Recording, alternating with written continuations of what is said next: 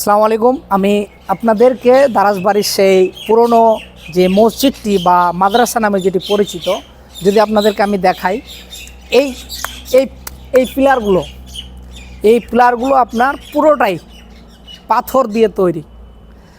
প্রত্যেকটা যেখান থেকে গম্বুজ, এখান থেকে যেগুলো থেকে গম্বুজ তৈরি হয়েছে, এখান থেকে একটা পিলার, এখান থেকে একটা, এই কোনায় বা এখানে,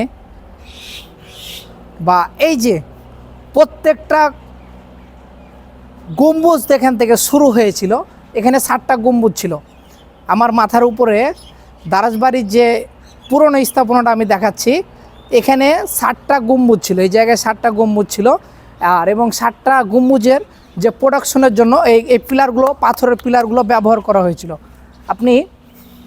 আপনি একটা জিনিস ফলো করেন, এই যে পাথরের পিলারগুলো ব্যবহার করা হয়েছিল প্রত্যেকটাতেই। আর প্রত্যেকটা জায়গাতে বোঝা যাচ্ছে যে এখানে এই গম্বুজ শুরু হয়েছিল।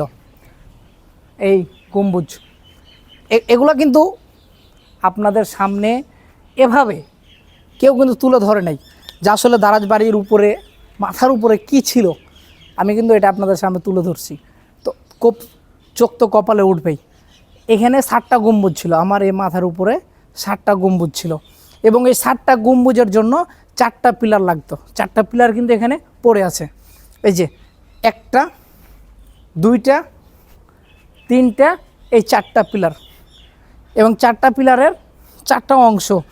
এই একটা অংশ, এটা বেজ, ওখানে একটা বেজ, 2টা, এই যে একটা বেজ, 3টা, আর এই জায়গায় ও বেজটাকে ওখান থেকে নিয়ে গেছে।